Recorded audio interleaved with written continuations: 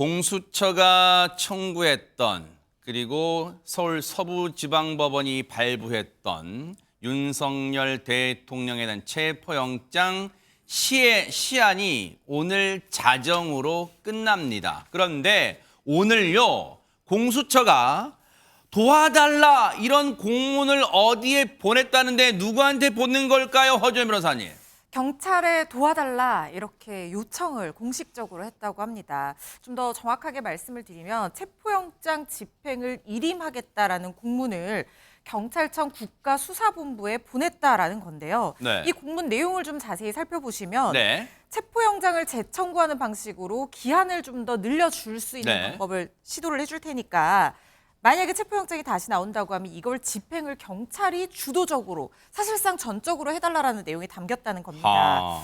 이에 따라서 공수처가 빠르면 오늘 중으로 이 체포영장을 재청구한다 이런 계획이 나오고 있는 건데요. 네. 사실상 이 얘기는 그동안 이 사건을 이첩해달라고 요구를 하면서 이 윤석열 대통령의 수사와 신병 확보에 굉장히 강한 의지를 보여왔던 공수처가 사실상 영장 집행 과정에서는 한 발 물러나겠다, 이른바 발을 빼겠다라는 의도로 읽힐 수 있는 대목입니다. 네. 그러다 보니까 수사 역량이나 의지가 있느냐 이렇게 기존에도 의심받아왔던 공수처에 대해서 네. 과연 이 공수처가 윤석열 대통령의 수사를 이어갈 수 있을 정도의 역량이 있을 것인가, 그리고 왜 집행 과정에서 이렇게 경찰에게 일임하는 것인가라는 비판론이 지금 불을 붙고 있는 상황인데요. 네. 공수처가 앞서 3일 한남동 대통령 관저로 영장을 집행하기 위해서 진입했을 당시에 그때도 사실상 뭐 강력한 모습을 좀 보여주지는 못했다는 비판이 있었습니다. 네. 윤석열 대통령 체포를 저지하는 경호처장 등 경호처 수뇌부를 경찰 측에서 체포를 해야 된다, 현행범 체포하고 강력하게 집행해야 된다라는 요청을 했음에도 불구하고 이제 저 그림이 이제 체포 시도 결국 무산돼서 1시 반쯤 내려오는 길이잖아요, 저게. 그렇습니다. 금요일 날, 대여섯 시간 지난주 정도 금요일 날 내내. 맞습니다. 이렇게 시도를 하다가 다시 결국에는 빈손으로 내려오는 그런 모습인데 네. 그때 당시 수뇌부 체포에 관해서도 경찰과 이견이 있었고 이 부분이 경찰 측에서 얘기가 나왔었던 부분이거든요. 그렇기 때문에 지금 이렇게 사실상 집행을 포기하는 것은 공수처가 역량과 경험 그리고 수사 의지가 있는 것이냐, 네. 이런 비판이 도처에서 나오고 있는 상황입니다. 그러다 보니까 오늘 공수처장 출근길에 기자들이 이걸 안 물어볼 수가 없었겠죠. 뭐라고 답을 했을까요? 영상 보시고 이어가 보도록 하겠습니다. 청장님, 영장 집행 경찰에 왜 넘긴 겁니까? 부장님, 사건 사실상 포기하신 거 아닙니까? 1차 시도 부족했던 거 아닙니까? 이럴 거면 검찰에서 왜 가져왔습니까? 수사권 없다는 윤 대통령 대리인단 논리 수긍하세요? 네, 기자들이 애처로워요. 뭔가 답이 메아리가 없어요. 뭔가 답이 없어요. 그래 멀리서 그거 어찌 된 겁니까? 이거 한 거 아닙니까? 라고는 했지만 공수처장의 답은 들을 수가 없었는데 한마디로 그거잖아요. 공수처가 경찰한테 이런 거잖아요. 체포만 너희들이 해주면 안 되겠니? 뭐 이런 거잖아요. 그런데 여기에 대해서 경찰이 조금 전에 답을 했습니다. 뭐라고 했을까요? 들어보시고 이어가 보도록 하겠습니다. 특별수사단은 오늘 07시경 공수처로부터 체포영장 및 수상영장, 집행지휘 공문을 접수했습니다. 이후 내부적인 법률 검토를 거쳐 공수처의 집행지휘 공문은 법률적 논란이 있는 것으로 판단했습니다. 이에 따라 체포영장 집행에 대해서는 공수처와 계속 협의해 나가겠습니다. 비상계엄 특별수사단은 공조수사본부 체제에서 법과 원칙에 따라 엄정하게 수사하고 있음을 다시 한번 말씀드리며 앞으로도 체포영장 집행을 포함하여 비상계엄 관련 수사를 위해 최선을 다할 것을 국민 여러분께 약속드립니다.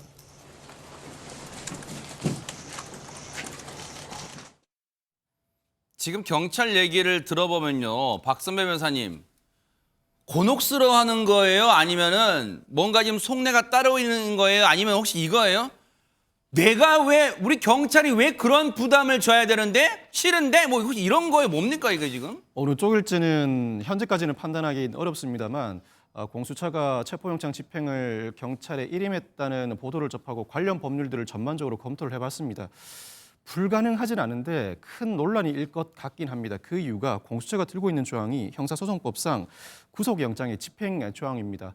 법원이 스스로 발부한 영장이나 검찰 자체 청구로 법원이 발부한 영장은 검사의 지휘로 경찰이 집행할 수 있다는 규정인데 근본적으로 공수처에 경찰에 대한 수사 지휘권이 존재하는지가 의문입니다. 현재 수사권 조정으로 검사의 경찰에 대한 수사 지휘권이 대부분 폐지되고 일부 영장 집행과 압수물 처분이 남아 있는데 과연 공수처에도 경찰에 대한 수사 지휘권을 보유하고 있다고 보아야 할 것인지 상당 부분 의문이 제기됩니다. 오히려 네. 공수처법은 제17조 제4항에서 검찰, 경찰의 수사 협조를 요청할 수 있다는 조항을 두고 있는데 이 조항에 근거해서 체포영장 집행 협조를 요청할 수는 있다고 보여집니다. 그렇지만 이 수사 협조 요청은 요청을 받은 경찰이 응해야 하는 부분이고 반드시 응해야 할 의무가 존재한다고 보기는 어렵습니다. 네. 이에 따라서 공수처가 요청했을 때 네. 경찰이 응한 상황에서 그렇지 않아도 현재 윤 대통령 측이 영장 집행의 적법성을 크게 다투고 있는 상황이라 만약 체포영장 집행 일임을 경찰이 실제로 단행했을 때 관련 적법성 문제 제기를 더 크게 하고 나설 가능성이 높아 보입니다. 네. 관련해서 민주당은 국수본 즉 경찰에 적극적인 법 해석을 통해서 집행이 가능하다고 당부하기도 했다고 합니다. 아니 법률 검토, 관련 법리 검토를 했다는 지금 경찰 특별수사본부 측의 설명인데 혹시 최재명 교수님 예. 이런 속내를 경찰이 가지고 있을 수도 있어요. 그러니까 공수처 지금이라도 손 떼고 그냥 경찰한테 경찰 특별수사본부에 넘겨요. 뭐 그런 거도 있어요? 그런 의미도 있다고 보여져요. 왜냐하면 이제 경찰이 사실은 내란죄를 수사할 수 있는 권한을 갖고 있거든요. 이제 공수처 같은 경우에는 지금 이제 직권남용으로 수사를 하다가 인지된 사실인 내란과 연관해 수사를 하고 있고 또 공조본부가 있기 때문에 그게 이제 법원에서는 허용한 범위 내에 있다고 판단을 했는데 네. 그런데 이제 경찰 입장에서는 자꾸 이렇게 공수처가 제대로 수사를 하지 못하고 수사할 수 있는 역량이 안 되는 상황이잖아요. 왜냐하면 인원도 그렇고 또 공수처가 지금까지 수사했던 경험들이 그렇게 많지 않습니다. 그리고 공수처장도 판사 출신이고요. 그러다 보니까 집행도 제대로 못하고 이런 부분들이 너무 이제 안이하게 보이는 거죠. 그럼 경찰 입장에서는 사실은 수사 경쟁이나 뭐 영장 집행은 이건 전문적으로 하는 곳이고 그러다 보니까 경찰로 넘겨서 했으면 좋겠다라고 지금 의사를 표현한 게 아닌가 개인적인 생각이에요. 물론 대놓고 그렇게 얘기한 적은 없습니다. 그러나 이렇게 나오는 것도 어찌 보면 그런 이유라고 보고 저는 공수처가 이렇게 그 논란을 부추길 수 있는 공문을 보낸 것도 저는 부적절하다고 생각해요. 그러니까 집행이라고 하는 건 실제 윤석열 이제 대통령을 만나서 네. 집행하는 과정에는 공수처 검사들이 해야 돼요. 그거는 대신 그 과정에서 물리력을 행사해서 그걸 방해하는 즉 질서 유지라든지 아니면 이런 역할은 경찰이 도와줄 수 있는 거죠. 검찰도 마찬가지입니다. 검찰 자체적으로 수사관들이 충분하지 않기 때문에 이렇게 정말 대대적으로 많은 인원이 투입돼서 만약에 체포영장을 집행한다고 하면 경찰의 도움을 받아야 돼요. 그러니까 그런 차원에서 본다면 공수처가 굳이 이럴 필요가 있었을까 하는 생각이 들어요. 네. 그러니까 최후에 가서 네. 윤석열 이제 피의자 윤석열이라고 하는 피의자를 체포하는 과정의 마지막 단계는 공수처가 해야 되는 거예요. 그건 검사가 해야 되는 거니까 영장도 공수처가 받았으니까요. 그런데 그걸 다 일임해서 경찰한테 해달라고 요구하는 것 자체가 경찰은 상당히 부담스러운 부분이고 네. 논란이 될 수 있는 부분이니까 저는 공수처가 선택을 잘못했다고 보고요. 네. 다만 경찰 입장에서 그렇게 할 거면 차라리 경찰을 다 넘겨라. 네. 우리가 책임지고 수사해서 체포영장도 발부받으면 그걸로 체포도 하고 수사도 하겠다 이런 입장을 보이고 있는 걸로 보여집니다. 경찰의 속내를 엿볼 수 있는 대목이 오늘 오전에 민주당 의원들이 경찰을 방문했어요. 경찰 국가수사본부 특별수사단 관계자들과 면담을 했는데 그때 어떤 얘기를 했는지 언론에 전했어요. 그게 전언. 그 전언을 들어보니까 국가수사본부한테 그랬대요. 윤석열 대통령 체포 의지 가졌어요? 라고 물어보니까 공수처가 제대로 수사 못할 것 같으면 제2첩을 받아서 왜냐하면 지금 공수처로 이첩을 했잖아요. 근데 제2첩 받아서 수사를 하겠다 경찰이. 그런 취지로 답변을 했다. 그러니까 앞서 최재명 교수님께 제가 질문 드린 것처럼 속내가 겉으로는 오늘 기자회견에서 관련 법률 검토하고 있다지만 속내는 이거 그냥 경찰이 알아서 할 테니까 공수처 빠져요. 지금이라도 그런 속내가 아니겠느냐라고 이제 추정해 보는 대목인데 이종근 평론가님 그러면 보세요. 공수처와 이런 경찰의 이런 이른바 탁구 핑퐁 게임을 지금 윤석열 대통령 지금 그냥 가만히 보고 있어요? 그렇진 않습니다. 윤 대통령 지금 법률 자문 역할을 하고 있는 석동현 변호사가 네. 글을 올렸습니다. 당연히 반발을 했죠. 내용인즉슨 마치 건설업체에 하도급 주는 것처럼 네. 하청업체 주는 것처럼 네. 수사의 일부만 떼어내서 이름이 하는 게 말이 네, 되느냐. 윤갑근 변호사가 얘기했죠. 그렇죠. 네. 윤갑근 변호사 이야기입니다. 네. 윤갑근 변호사 얘기입니다. 네. 법률 대리인이죠. 그러면서 어차피 처음부터 공수처의 영장 집행 하청은 또 다른 불법 행위일 뿐이며 네. 처음부터 공수처의 법적 근거가 없는 수사 행태를 지켜보면서 국가기관으로서의 자질과 능력에 의구심을 갖게 된다라고 꼬집었습니다. 아하.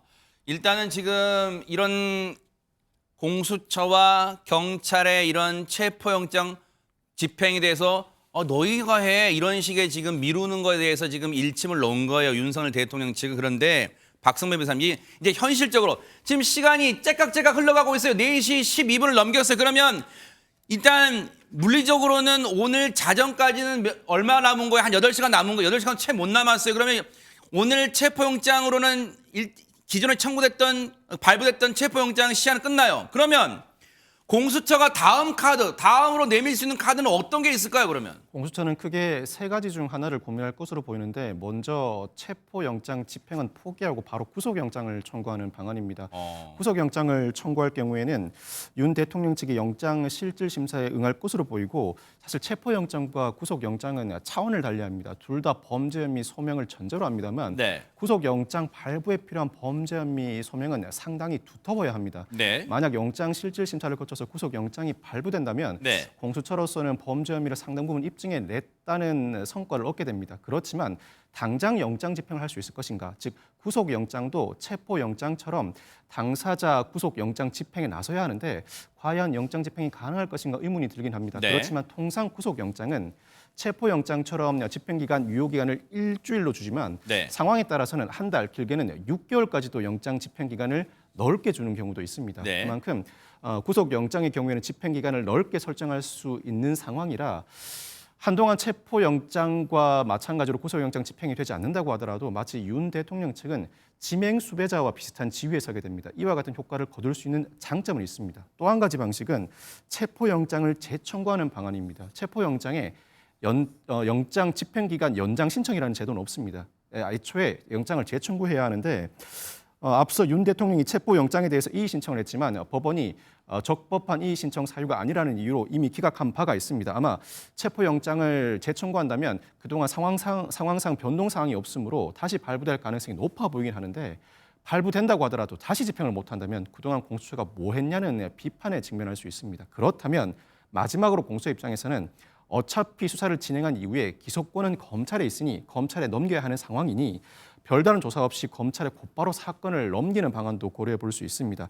그렇지만 이 경우에도 역시 공수처는 그동안 사건을 가지고 있으면서 뭐 했냐는 비판에 직면할 수밖에 없습니다. 요 세 가지 카드 중에요. 잠깐만 더 보세요. 체포 제시도 요거는 저희가 영장 재청과 맞물려 있으니까 1번, 2번은 저희가 잠시 더 얘기를 해보고요. 지금 조사 없이 즉 구속영장 청구를 통해서 이 구속시킨 다음에 재판을 갈 것이냐 기소할 것이냐 이 카드 있잖아요. 요 관련해서 허준 변호사님. 그러면 보세요. 영장 청구를 이제 지금 체포영장을 통해서 조사 없이 바로 구속영장으로 간다고 쳐요. 이제 가정법이에요. 그러면 구속영장을 이번에도 서울중앙지법 말고 서울 서부지방법에 할지는 이제 지켜봐야겠지만 만약에 구속영장이 발부된다고 쳐요. 구속영장 심사 때 윤석열 대통령이 나올지 안 나올지 모르겠지만 영장이 발부되면 그러면 그때도 이제 집행하러 갈 거 아니에요. 지금 인신을 지금 확보하러. 그때도 그러면 경호처가 막을 수 있는 거야? 아니면 그때는 정말 무슨 경찰이 물리력을 동원해서라도 다 해주고 들어갈 수 있어요? 아니면 진짜 막으면 진짜 큰일 나는 거 어떻게 됩니까? 그때는. 사실상 체포영장 집행 때와 유사한 상황이 반복될 가능성이 굉장히 구속영장 높다는 집행 때도? 생각이 네. 맞습니다. 왜냐하면 어쨌든 신병을 확보하러 가는 것이고 체포영장보다 구속영장이 피해자를 구금하는 성격이 더 강한 영장이긴 합니다. 왜냐하면 체포영장이라는 것은 결국 그 사람의 신병을 확보해서 조사에 응하게 하겠다, 얘기를 들어보겠다라고 해서 48시간 동안 신병을 확보할 수 있는 권한을 법원에서부터 발부받아서 이 집행을 하는 것이지만 구속영장은 사실상 피의자를 구금한다는 의미가 더 강한 부분이거든요. 도주의 우려라든가 증거인멸의 우려 때문에. 그렇지만 결국에는 영장을 집행을 해야 된다는 과정은 유사합니다. 그러네요. 특히 윤석열 대통령이 현직 대통령의 신분을 유지하고 있고 경호처에서도 그 차장병위로 굉장히 이례적인 입장문까지 발표가 되면서 아직까지 대통령이기 때문에 대통령에 준하는 경우를 최선을 다해서 할 것이고 이 영장이나 수사권에 대한 어떤 위법 또는 편법 논란이 있는 상황이기 때문에 그들은 그들의 일에 집중할 수밖에 없다는 입장을 내놓았고 정진석 비서실장도 지원 사격하는 발언을 내놓은 상황이잖아요. 그러다 보니까 아마 어쩌면 체포영장 집행 때보다 구속영장을 집행하기 위해서는 더욱더 강한 조항이 있을 수도 있다는 생각이 들거든요. 예. 그렇기 때문에 정말 그런 경우는 없어야겠지만 물리적 충돌 가능성도 배제할 수는 없는 상황이기 때문에 네. 구속영장 청구도 결국에는 집행이 가장 큰 문제로 남게 될 가능성이 높아 보입니다. 그래서일까요? 이종근 평론가 지금 네. 저희가 영상 지금 허주현 변호사님 말씀하신 동안 영상을 지금 보여드렸지만 네. 지난주 금요일 날 1차 체포영장 집행 시도가 무산된 이후에 경호처가 지금 대통령 관저 인근 그 공관촌 입구부터 해가지고 지금 저게 뭐라고 철조망 같은 걸 지금 막 치는 게 지금 그림에 포착됐단 말이에요. 그러면 저 보세요. 지금 저 철조망이에요. 저게 그 가시가 막 이 쇠로 된 가시가 있는지 저 장갑 낀 손으로 막 뭐 담요 덮어서 막 그렇게 옮기더라고요. 그렇습니다. 두 가지가 달라졌어요. 자, 지금 보시는 장면이 버스가 4대가 있어요. 네. 지난번에는 버스 한 대를 가로로 그냥 그랬었죠. 가로막았다가 천문 열자마자 그 사이로 그냥 가버리지 않았습니까? 네. 통과되지 않았습니까? 이번에는 세로로 4대를 촘촘히 지금 세웠어요. 이거는 지난번처럼 쉽게 뚫리지 않겠다 이런 느낌이 들고요. 버스로 벽을 세웠네요 지금. 그렇죠. 4대를 연달아서 저렇게 촘촘히 그 벽을 세워놨어요. 네. 다음에 철조망을 지금 채우고 있습니다. 네. 철조망을 양쪽으로 해서 야산 쪽으로 이렇게 철조망을 길게 지금 설치를 하고 있다고 해요. 이건 아마도 네. 지난번에 55 경비단 지금 군대 쪽에 그러니까 수방사 쪽에 55 경비단이나 혹은 경찰 쪽에 101단, 202단 네. 이렇게 경비단이 쉽게 내줬다 이런 이야기가 있는 것 같아요. 네. 그런데 이번에는 그쪽 그러니까 수방사 쪽을 동원하지 않을 조짐입니다. 그러면 사람이 좀 날리잖아요. 그것을 사람이 다 이렇게 하지 않고 그런 효과를 내기 위해서는 차라리 철조망으로 하겠다 이런 뜻이 아닌가 네. 추정이 됩니다. 사실 지난주 금요일 날 공수처와 그리고 경호처가 곳곳에서 이 물리적 충돌이 빚어졌잖아요. 크고 작은 몸싸움 등등 그게 이제 카메라에 각 방송사 카메라에 포착이 됐는데 그때 공수처의 얘기로는 경호처가 3차 총 3개의 저지선을 설치해놨다는 거예요. 해놨다는 거예요. 허주현 변호사님 어디길래 3차 저지선까지 만들었다는 거예요? 일단 지금 1차 저지선 같은 경우에는 관저 정문에서 경내에 걸어서 진입을 해서 나타나는 그 철문 같은 하얀색 철문 같은 네. 그쪽이었던 것 같은데. 거기 그냥 공관촌 입구라고 하더라고요. 공관촌 입구. 맞습니다. 거기에 여러 가지 공간들이 있으니까. 네. 맞습니다. 지금 관저가 굉장히 깊숙한 곳에 있고 그 넓은 길에서 지금 화면에서 보시는 것처럼 걸어서 빨간 줄을 타고 걸어서 올라가야 되는데 네. 1차 저지선 보시는 곳이 지금 공관총 정문, 그러니까 하얀색 철문으로 아마 화면에서 많이 보셨을 거예요. 그렇죠. 화면에 자주 등장하고 아까 그 공수처 직원들 내려오는 그 도로 보이는 그쪽이에요 또. 네. 맞습니다. 이게 지난 금요일 오전 8시쯤에 공수처 수사팀과 경찰 특수단이 이 1차 저지선에서 먼저 대치를 했습니다. 그런데 이 1차 저지선 돌파에 50분 바로 이곳이 1차 저지선. 네네네. 맞습니다. 그런데 저기서 약간의 몸싸움이 있었다고는 했지만 생각보다 빨리 1차 저지선을 뚫고 올라가게 된 거예요. 지금 이건 2차 저지선. 그렇죠. 네, 바리케이트와 대형 버스가 있었지만 일단 뚫고 올라갔고요. 그리고 아침 9시쯤에 체포팀이 언덕을 걸어서 올라가면 한 100에서 150m쯤 올라가면 네. 2차 저지선을 맞닥뜨리게 됐던 겁니다. 소형 버스와 소형 전술 차량, 이게 지금 5호 경비단에서 설치한 이 소형 전술 차량인데 이게 2차 방어선이었거든요. 그때 저 오른쪽에 보이네요. 소형 전술차 버스 옆에 미니버스 옆에 보이죠. 네. 맞습니다. 일각에서 뭐 장갑차라고 하는데 장갑차는 아니었고요. 네. 맞습니다. 이 경호처 직원과 이 5호 경비단 소속 수방사 소속 군인들입니다. 군 경호 인력들인데 네. 여기서 2차 대치를 벌였던 겁니다. 체포팀이 돌파를 또 시도했고요. 기존에는 이 공수처 인력 30명과 경찰 수사관 50명이 들어갔는데 2차 저지선에 그 관저구역 정문 바깥에서 대기 중이던 경찰 인력 30여 명을 추가로 투입을 했습니다. 네. 그래서 2차 저지선을 뚫고 150m가량을 더 올라간 겁니다. 그렇게 올라가게 되면 길이 약간 좁아지면서 관저와 근접한 철문이 나오게 되거든요. 네.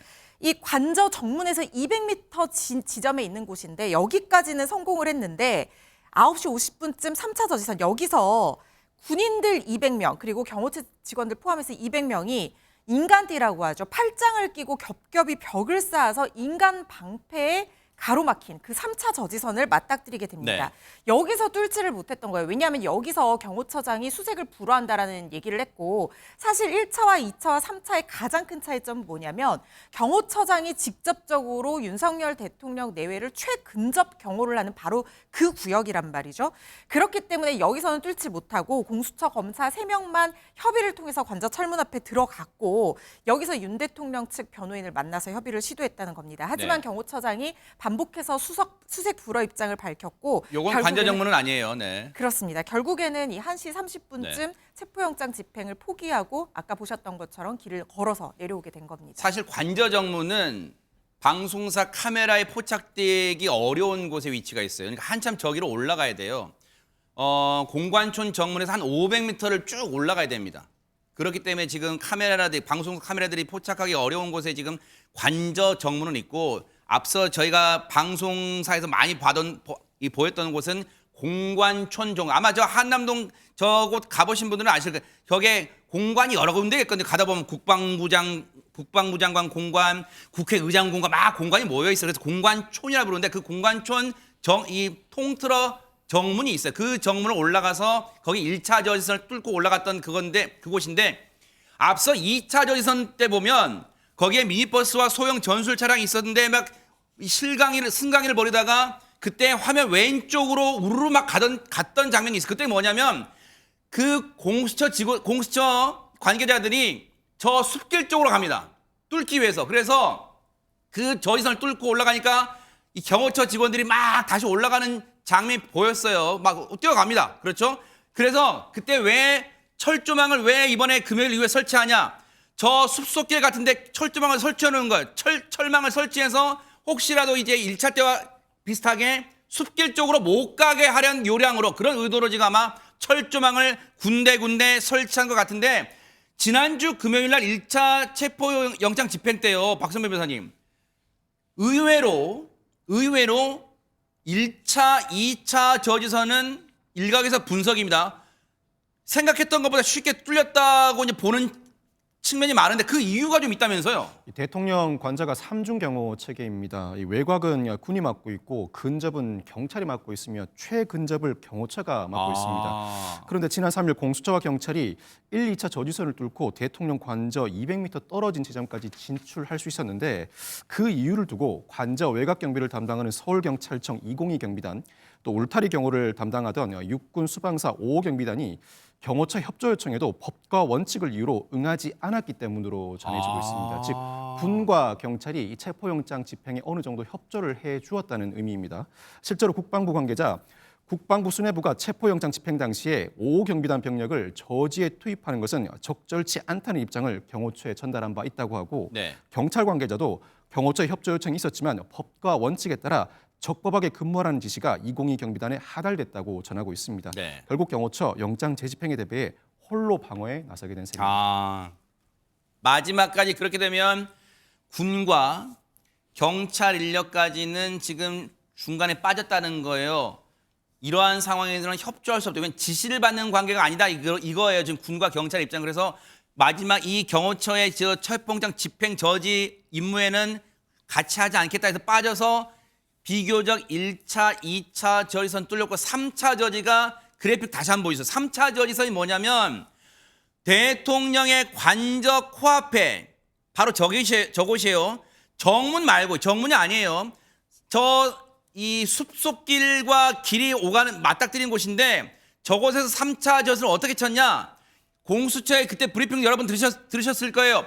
차량 10대 그리고 인간띠를 구성하는 200명 정도가 점퍼와 모자와 마스크를 착용한 경호처 직원이 다 팔짱 끼고 건장한 최고예요. 대부분 건장한 최고입니다. 그러다 보니까 뚫을 수가 없던 거예요. 그래서 윤 대통령 측과 협의하에 그러면 공수처 검사 3명만 와라 해가지고 걸어서 지금 보이시죠? 화면 오른쪽에 대통령 관저 정문까지 옵니다.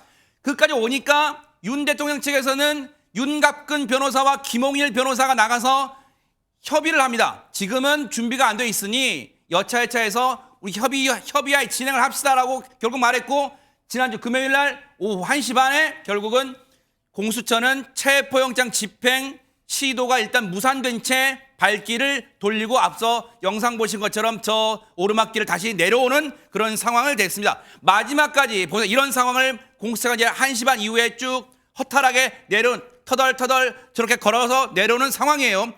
마지막까지 체포영장 집행을 막아섰던 경호처가 이례적으로 입장문을 내놓았습니다. 관련 얘기 들어보시고 이어가 보도록 하겠습니다. 보수니 진보니 하는 정파적 이념은 대통령 경호처와 아무 상관이 없습니다. 대통령 경호처는 무작정 수사기관의 법 집행을 방해하고자 하는 뜻이 아닙니다. 체포영장 집행에 대해 대통령의 절대 안전 확보를 존재 가치로 삼는 대통령 경호처가 응한다는 것은 대통령 경호를 포기하는 것이자 직무유기라고 판단하였습니다. 더 이상 대통령 경호처가 개인 사병으로 전락했다는 모욕적인 언사를 삼가 주십시오. 대통령 경호처는 앞으로도 좌고우면하지 않고 전직 대통령, 현직 대통령, 미래의 대통령 누구라도 국민이 뽑은 대통령의 안전을 확보하는 데 신명을 바칠 것입니다. 박종준 경호처장은 이종근 평론가는 경찰 출신입니다. 네, 경찰 그렇습니다. 출신인데 일단은 이 얘기를 들어보면 결과적으로는 어떻게 하겠다는 거예요? 앞으로 경호처는? 지금까지 경호처가 지금 그러니까 이 집행을 막은 것은 적법했다, 불법이 아니다. 곧 지금 이 대통령이 누구냐도 중요하지 않고 또 뭐 진보냐 보수냐도 중요하지 않고 대통령을 지금 경호하는 자체가 사실은 자신들의 어떤 임무이고, 그렇기 때문에 그러니까 불법적인 어떤 영장을 집행하는 것 자체를 그대로 응한다는 게 도리어 직무유기다라고 이제 설명을 합니다. 네. 그래서 탄핵 소추안이 국회에서 가결된 상태이지만 국민의 손으로 뽑은 현직 대통령이 분명하고 그에 상응한 경호를 받고 있는 것이다, 이렇게 얘기를 했고, 또 지금 윤 대통령만 경호하는 것이 아니라 전직 대통령의 영부인 권양수 여사도 지금 계속 경호를 맡고 있다. 경호의 어떤 임무 자체는 적법하다. 앞으로도 계속 그럴 것이다라는 선언을 한 것이다. 다름없다고 생각합니다. 아니 그러면 지금 이 말인즉슨 최재범 교수님,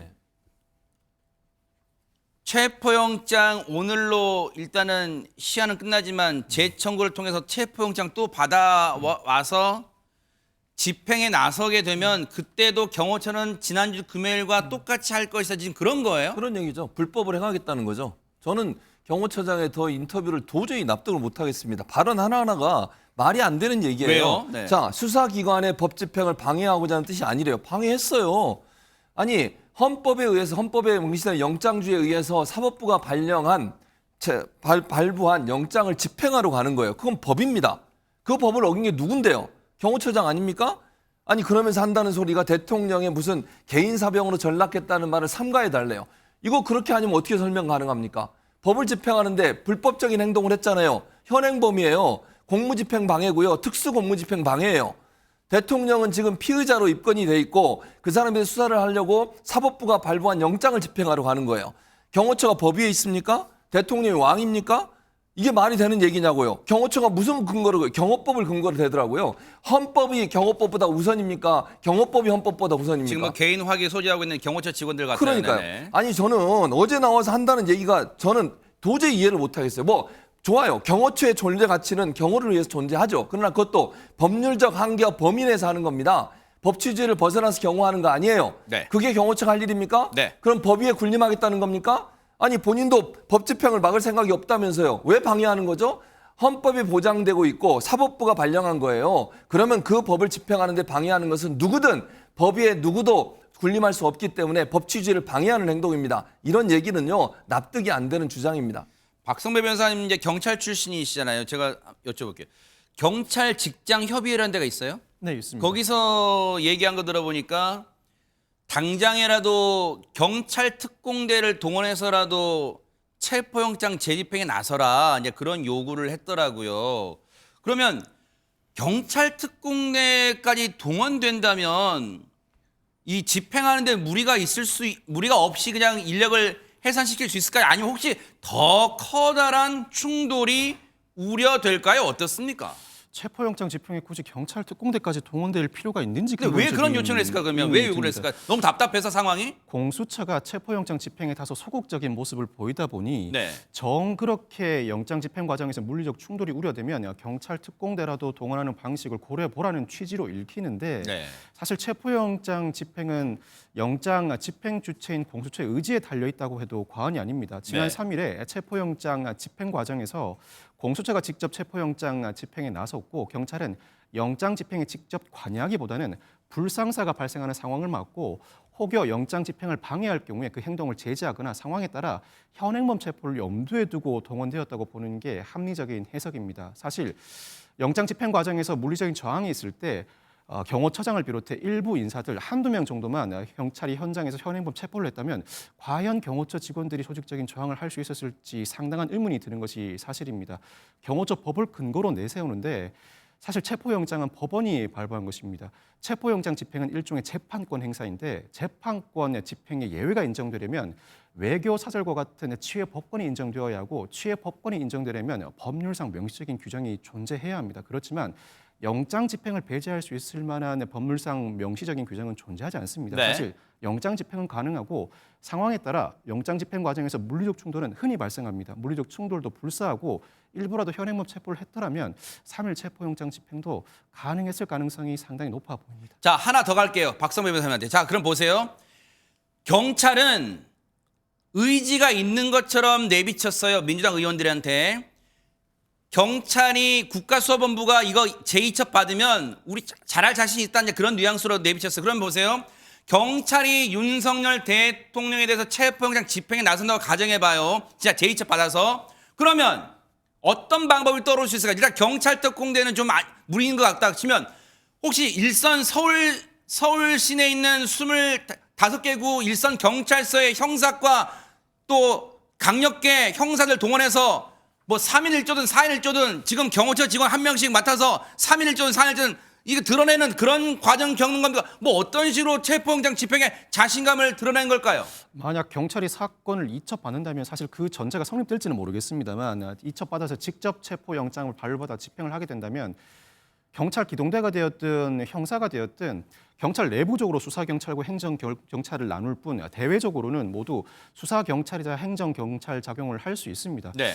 현장에서 영장 집행을 담당하는 경찰도 존재할 것이고 대거 경력을 동원한다면 그 경력은 경찰관 직무집행법상 신체 안전을 보호하고 공공의 안녕과 질서를 유지할 의무가 있는 만큼 불상사에 대처하는 형태로 수사 협조를 할 가능성이 상당히 높습니다. 만약 영장 집행에 저항하는 인력이 있을 때에는 사전에 경고하고 그럼에도 불구하고 영장 집행을 적극적으로 물리적으로 제재할 경우에는 이때 즉각적으로 현행범 체포에 나설 가능성도 있어 보입니다. 반드시 경찰 특공대를 동원해야 하는 것이 아니라 다수의 경찰 인력만 동원하고 현장에서 물리적 충돌을 불사하고 책임자 한두 명 정도만 집행을 해낸다면 이미 경찰과 군이 체포영장 집행에 협조하고 있는 상황인 만큼 네. 경호처 직원이라고 하더라도 강력하게 저항할 가능성은 지극히 낮아 보입니다. 와, 이 모습 보세요. 이게 지금 공관촌 정문, 그러니까 1차 저지선, 경호처의 1차 저지선이라 할 수 있는 공관촌 정문인데 와, 차량이 시체말로 장난 아니에요. 지금 버스가 커다란 대형 버스 넉 대에 미니버스 등등등 지금 아마 경호처 차량으로 보이는 차량이 지금 위아래를 지금 쉴 새 없이 왔다 갔다 하면서 지금 상황도 파고 지금 보죠. 이종근 평론가 차량이 몇 대가 된 거예요 지금? 한 넉 대, 6대가 좀 있는 것 같아요 지금. 네. 맞습니다. 제가 지난번에 이 프로그램에서 알 수 없는 것이 1차 저지선이 그러니까 철문 바로 뒤라면 네. 저기가 너무 쉽게 그랬었죠. 틀렸다라고 말씀을 드렸잖아요. 네. 왜냐하면 저기 굉장히 좁은 곳입니다. 네. 물론 저 곳이 이제 철문이 하나 있고 그다음에 버스가 한 대가 있었지만 그러나 철문 열리는 것도 쉽지 않았고 또 철문과 버스의 간격이 굉장히 좁았기 때문에 그랬죠. 그것이 철문에 들어간다고 하더라도 그 버스를 완전히 진짜 버스 뒤에 다 이렇게 도열해서 막았다고 한다면 쉽게 뚫릴 수 있는 곳이 아니거든요. 네. 그런데 제가 그때 그렇게 말씀드렸습니다. 아마도 의지가 조금 약한 거 아니냐? 저곳을 저렇게 쉽게 내준다고 한다면 2차 저지선 또 3차 저지선이 아마도 지금 이 경호처에서 네. 쉽게 그러니까 네. 집행할 수 있게끔 도와주는 어떤 마음이 네. 있었던 게 아니냐라고 말씀을 드렸잖아요. 네. 그런데 알고 봤더니 그게 아니라 경호처의 의지와는 다르게 1차 저지선이 뚫린 거거든요. 네. 그렇기 때문에 이번에는 그야말로 첫 번째 저지선을 진짜 두텁게 해서 네. 완전히 옥죄를 하겠다. 그런 의지의 표명으로 보고요. 그런데 아까 제가 앵커께서 박성필 변호사한테 질문했던 가정 있지 않습니까? 네. 제2첩을 받아서 네. 경찰이 체포영장을 집행한다고 한다면 네. 이라고 가정을 한다면 네. 또 달라집니다. 완전히 아하. 달라지는 게 지금까지 옥죄를 하는 이유가 뭐냐면 공수처가 내란죄 수사에 권한이 없기 때문이다. 그러므로 처음부터 잘못된 그런 지금 체포영장 발부다라는 전제하에서 막고 있거든요. 네. 그런데 경찰이 만약에 제2첩 받아서 체포영장을 집행을 한다. 그런 가정을 기자들이 변호사한테 물어봤어요. 대통령 네. 변호사한테. 근데 배진환 변호사 등 뭐라고 얘기했냐면 네. 적법한 절차라면 받아들이겠다 이렇게 아하, 얘기했거든요. 네. 즉 경찰이 집행을 한다고 한다면 명분이 없어져요. 네. 일단 명분이 이거 막을 명분이 없어지거든요. 그렇기 때문에 일단 그 제2첩 받아서 경찰이 한다라는 자신감, 경찰이 자신감을 표명한 것도 바로 명분 때문이다라고 아하, 할 수가 네. 있다는 거죠. 일단은 그렇게 흘러갈지는 이제 상황이 여러 가지 변수가 있는 거예요. 진짜 경찰이 이 수사를 제2첩 받아서 체포영장 집행에 나선 주체가 될지, 그렇게 되면 정말로 윤석열 대통령 측이 어떤 입장으로 나올지는 또 지켜봐야 되는데, 이런 가운데 오늘 윤석열 대통령 관저로 박성배 변호사님, 국민의힘 의원들이 우르르 몰려갔다는데 그 맞아요? 윤 대통령의 영장 집행 저지를 위해서 나경원, 유상범, 김석기, 김기현, 이철규, 윤상현, 김민전 의원 등 친윤계를 중심으로 한 국민의힘 의원 30여 명이 네. 오늘 오전 대통령 관저 앞에 모였습니다. 이 자리에서 원천 무효 압수수색 영장을 반드시 막을 것이라고 목소리를 높였는데 네. 이 공수처가 체포영장 유효기간 만료에 따라 오늘 재집행할 가능성이 거론된 만큼 이를 저지하려는 목적으로 보입니다. 영장을 집행하기 위해서 실제로 공수처가 오늘 영장 재집행에 나섰다면 현장에는 국회의원들이 포진해 있을 텐데 먼저 의원들을 끌어내야 하는 만큼 상당한 부담이 따랐을 수 있습니다. 한두 명도 아니고요. 한 30여 명? 뭐 우리가 익히 얼굴 아는 의원들 다수 이제 앞줄에 이제 전진 배치됐고, 전진 뭐 앞줄에 자리를 했고, 이종훈 평론가님, 네네. 물론 자발적으로 갔을 거예요. 누가 시킨 건 아닐 거고, 그렇죠. 다 개개인 헌법기관들이니까 국회의원이. 그런데 왜 갔을까요? 이게 뭐 누가 지침을 내리거나 하진 않았을 거란 말이에요. 근데 왜 갔을까요? 뭐 어떤 의미로? 자, 일단 첫 번째는 윤 대통령의 지금 그 보호한다. 윤 대통령을 지금 그러니까 체포하지 않게끔 막아섰다라는 그런 지금 생각이 들 수밖에 없는 것인데, 본인들은 일부에서 이렇게 얘기합니다. 그렇게 윤 대통령을 꼭 막아서려고 간 것만이 아니라 그것보다는 지금 공수처가 불법적인 영장을 지금 집행하고 있기 때문에 네. 그것을 항의하기 위해서 갔다 이렇게 얘기를 합니다. 근데 그럼에도 불구하고 네. 현재 김용현 전 장관이라든지 혹은 지금 여인형 방첩사령관이라든지 이 구속되면서 공소장에 기재된 내용은 윤 대통령이 직접적으로 지시를 했다라는 네. 내용들이 나오지 않습니까? 그런 내용이 나오면서 이렇게 30여 명이나, 그러니까 네. 전 그 국회의원의 이 정당의 국회의원의 30%나 지금 윤 대통령의 관저에 지금 몰려간 것에 대해서 혹시나 비판 여론이 나올까봐 당 지도부는 딱 나섰습니다. 어떻게 나서요? 우리가 지시한 바 없다. 자발적으로 갔다라고 거리를 뒀고, 또 일부 의원들은 실제로 자발적으로 갔지 전혀 당의 어떤 지침 받지 않았다라고 이야기하고 있습니다만 네. 당 내부에서도 비판의 목소리가 나오고 있습니다. 지금도 여당 의원들이 관저 앞을 지키고 있다고 하는데, 이렇게 오늘 아침에 관저로 몰려간 이유 한번 들어보시고 이어가 보도록 하겠습니다.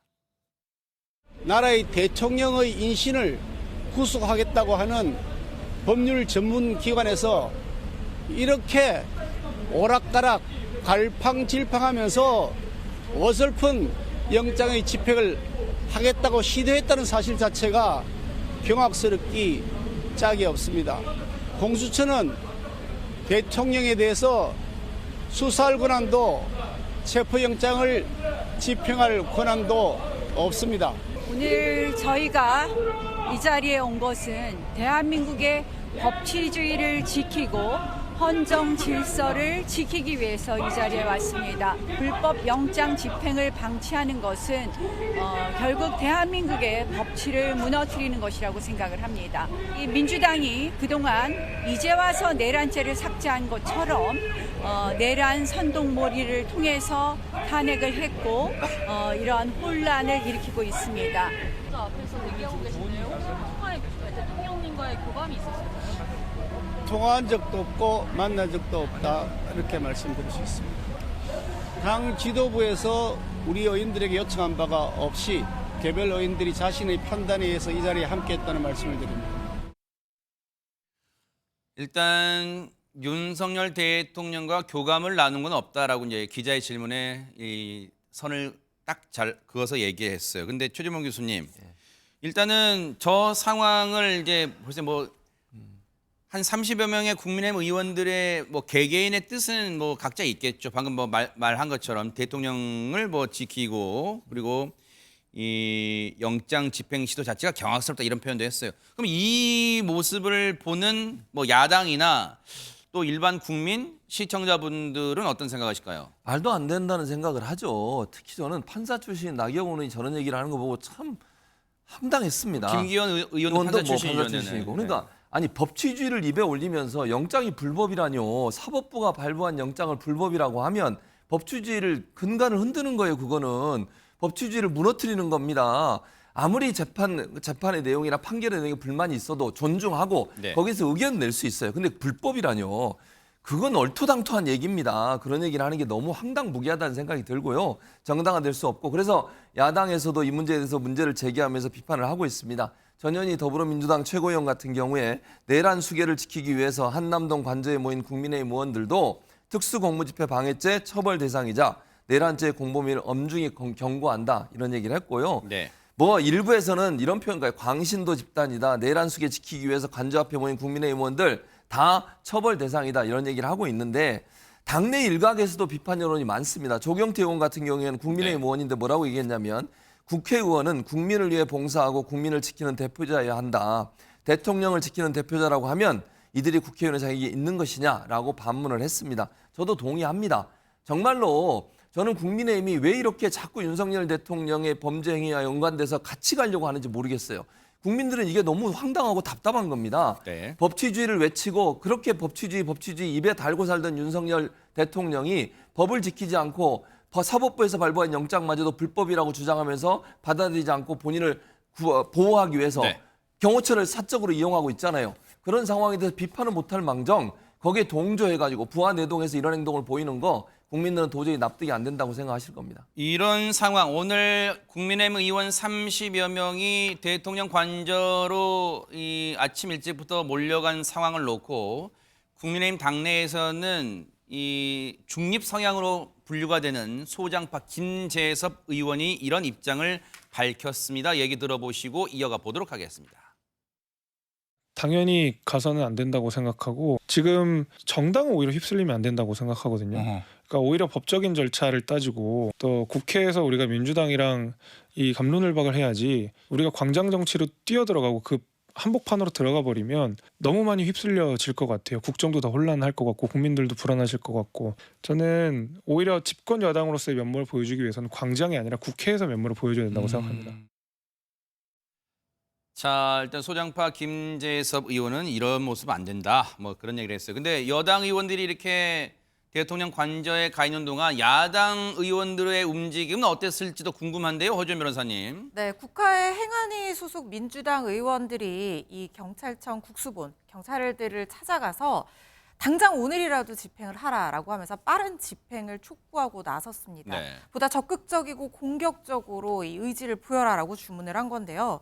그리고 이 경호처장에 대한 비판의 목소리도 나왔는데 박찬대 민주당 원내대표가 대한민국 국격을 땅바닥에 패대기 친 것은 내란을 일으킨 윤석열과 그런 윤석열을 지키겠다고 나선 경호처장이다라고 하면서 비판 수위를 높였거든요. 네. 지금 일단 특수본 쪽에서는 좀 난색을 표하긴 했습니다. 왜냐하면 지금 검찰의 경찰에 대한 수사지휘권이 없어진 상황에서 협력관계로 바뀌기는 했지만 아직까지 형사소송법 81조에 따라서 영장 집행에 대한 지휘권이 남아있는지 이 부분에 대해서 논의가 있는 상황이기 때문에 네. 특히 국무까지 온 상황에서 이걸 마음대로 하기가 어렵다라고 난색을 표했다는 것이고요. 네. 지금 일단 공수처에서 영장 집행 자체를 다시 한번 경찰 측과 협의를 해서 이어나가겠다라고 입장을 밝힌 상황이기 때문에 네. 당분간 이 공수처가 참여하는 공조본 체제는 유지될 것으로 보이지만 네. 민주당 쪽에서는 좀 더 강하게 대응할 것을 강력하게 또 촉구를 하고 있는 상황입니다. 윤석열 대통령의 관저가 있는 이 한남동 일대는요. 지난 3일부터 지금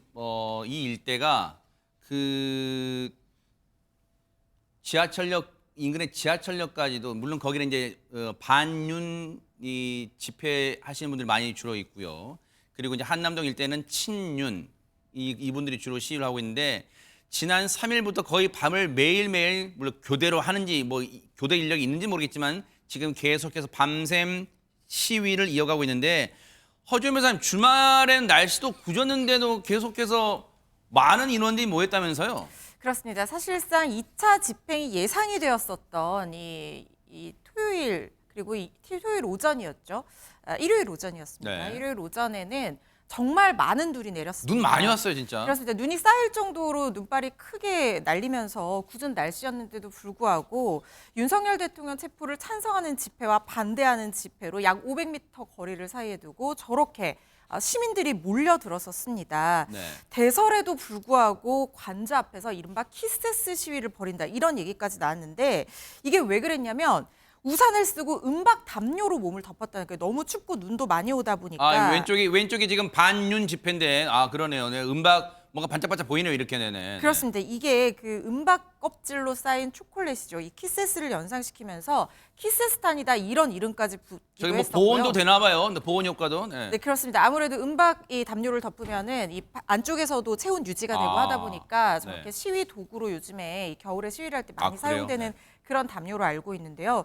그런데 문제는 뭐냐면 이렇게 도심 집회가 많은 사람들이 몰려서 계속해서 연일 열리고 있는 상황이다가 눈까지 많이 내리고 눈이 내린 이후에는 또 비까지 왔거든요. 그러다 보니까 지금 한남동 일대 교통이 사실상 거의 마비 상태라고 보시면 됩니다. 네. 평소 한남대로가 출퇴근 통행량이 굉장히 많기도 하지만 통제를 또 하고 있거든요. 네. 안전을 위해서 그렇습니다. 그래서 주말 또 월요일인 오늘까지도 찬반 집회에 참여 수십 명 인파까지 뒤엉키면서 왕복 10차로 한남대교가요. 상행 구간은 3개차로 그리고 하행 구간은 1개차로가 지금 통제가 되고 있거든요. 네. 그러다 보니까 강북과 강남을 오가는 그 한남대교를 통행하는 것 자체가 어렵고 한남대로에서도 차량이 거북이 걸음을 하고 있는 상황입니다. 6호선 이용하시는 분들은 특히 한강진역은 지금 뭐 마비 상태예요. 거기서 이제 지금 집회가 이루어지고 있거든요. 이제 반윤 집회가 이루어지고 있습니다. 근데 어쨌든 지금 세대결 양상으로 지금 이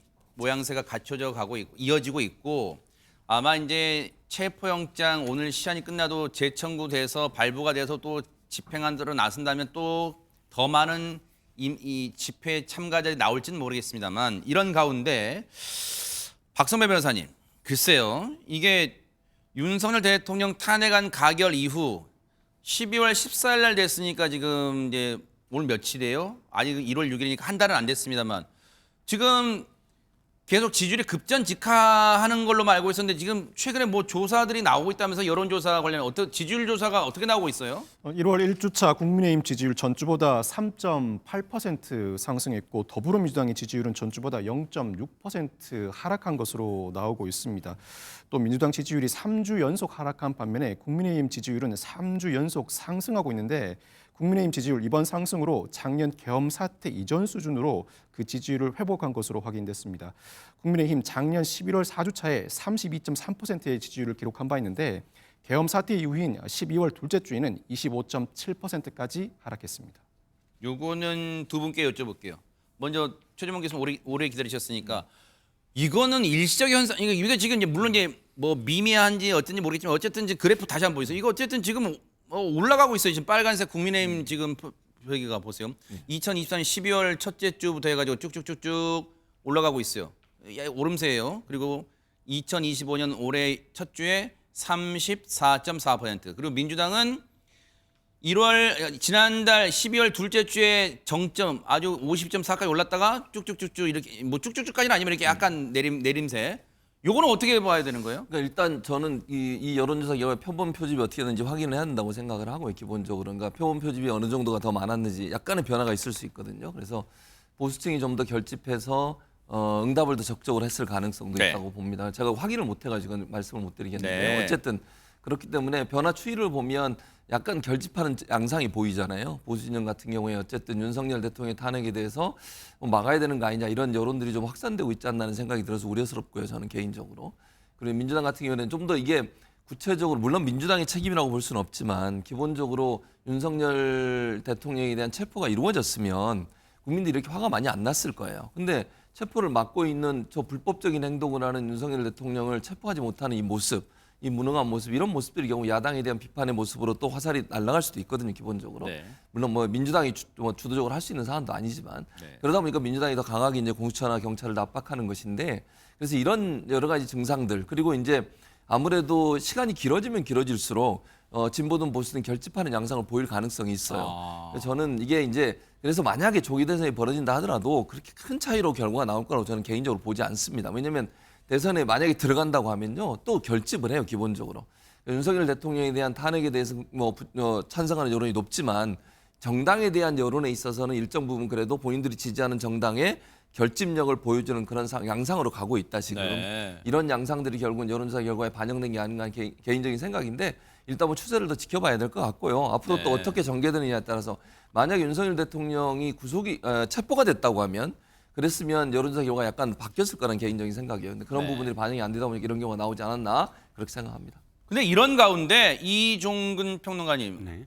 어떤 여론조사를 보니까 윤석열 대통령 지지율이 지금 직무 정지 상태인데도 네. 윤석열 대통령 지지율이 40%가 넘었다 이런 여론조사가 있어요. 네, 그렇습니다. 일단 리얼미터라든지 혹은 갤럽은 윤 대통령의 국정수행 평가를 하지 않습니다. 그러니까 지난번 14일 날 탄핵소추가 의결된 이후부터 탄핵의 결정이 나올 때까지는 하지 않겠다. 왜냐하면 여론이 도리어 헌재의 어떤 심리에 영향을 미치면 안 된다라는 그런 이유로. 네. 그런데 그 이외에 한국평판여론연구소와 또는 여론조사 공정이 앞서거니 뒤서거니 지금 대통령에 대한 지지율과 당 지지율을 발표를 하고 있어요. 근데 지금 말씀하셨듯이 40%가 넘는 지지율이 바로 거기서 나온 지지율입니다. 일단은 이 분위기 그러니까 리얼미터 역시 당 지지율이 오른 것으로 나오잖아요.